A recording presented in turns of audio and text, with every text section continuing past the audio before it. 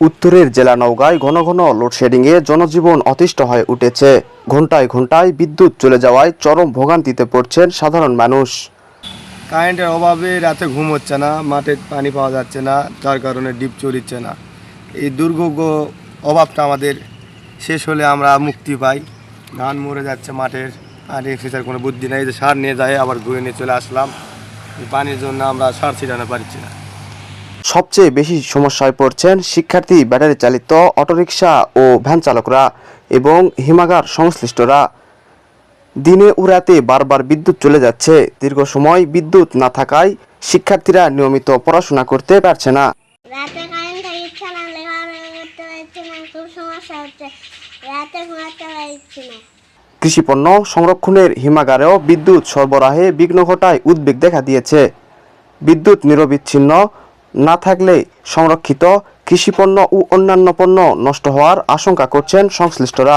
এই যে আপনার রাত 12টা থেকে হিসাব করি, যদি 12টা বাজে বিদ্যুৎ দেয়, 12:25 আবার বন্ধ করে দিচ্ছে। আবার যা দিচ্ছে আপনার 2:30 আপনার 3টায় বিদ্যুৎ লাইন বন্ধ। কিন্তু একটানা আমরা কোনো ক্রমে 2-3 ঘন্টা বিদ্যুৎ পাচ্ছি না। যদি দীর্ঘদিন যদি বিদ্যুৎ যদি না থাকে তাহলে অবশ্যই মানে সমস্যার মধ্যে ক্ষতির মুখে পড়ার সম্ভাবনা বেশি। বিদ্যুতের উপর নির্ভরশীল ব্যাটারি চালিত অটোরিকশা ও ভ্যান চালকরাও পড়ছেন চরম বিপাকে। নিয়মিত ও পর্যাপ্ত সময় বিদ্যুৎ না থাকায় গাড়ির ব্যাটারি ঠিকমতো চার্জ দেওয়া সম্ভব হচ্ছে না।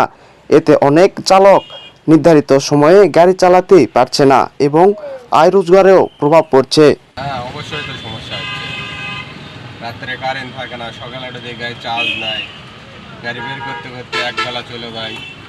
তাহলে একবেলা কয় টাকা ভাড়া মারবো, আর আমাদের সংসার চলবে কীভাবে? ঠিকমতো বিদ্যুৎ সরবরাহ হয় না। হ্যাঁ, ঠিক মতো বিদ্যুৎ সরবরাহ হচ্ছে না। সারা রাতে দেখা যায় 2-3 ঘন্টা কারেন্ট আছে, 2-3 ঘন্টাতে একটা গাড়ি চার্জ হয় না। একটা গাড়ি চার্জ হতে সর্বনিম্ন 8 থেকে 10 ঘন্টা সময় লাগে। এদিকে প্রচণ্ড গরমে হাসপাতালগুলোতেও বাড়ছে বিভিন্ন রোগীর সংখ্যা। নওগাঁ পল্লী বিদ্যুৎ সমিতি 1-এর জেনারেল ম্যানেজার জানান, পর্যাপ্ত বিদ্যুৎ সরবরাহ না থাকায় লোডশেডিং করতে হচ্ছে। তবে আগামী এক সপ্তাহের মধ্যে বিদ্যুৎ সরবরাহ পরিস্থিতি স্বাভাবিক হবে বলে আশা প্রকাশ করেন তিনি। লোডশেডিং আগের মতোই আছে। লোডশেডিং আজকেও প্রায় 30% 40% ও লোডশেডিং আছে। মানে নওগাঁ জেলার চাহিদা কতটুকু আর আপনারা পাচ্ছেন কতটুকু? নওগাঁ জেলা টোটাল চাহিদা 220 মেগাওয়াটের মতো আর কি, 220 থেকে 30। জি, আপনারা পাচ্ছেন কতটুকু? টোটাল আমি তো তিনটে প্রতিষ্ঠান এখানে দেই। নওগাঁ 1 পল্লী বিদ্যুৎ সমিতি, নওগাঁ পল্লী সমিতি 2 আর নেসকো। নেসকো 3টে ইউনিট আছে আর কি। তা আমি আমার চাহিদার তুলনায় আমি 30% কম পাচ্ছি। ও আচ্ছা, 30 থেকে 40% কম পাচ্ছি। এটা স্বাভাবিক হতে মানে কতদিন লাগতে পারে এরকম কোনো কিছু?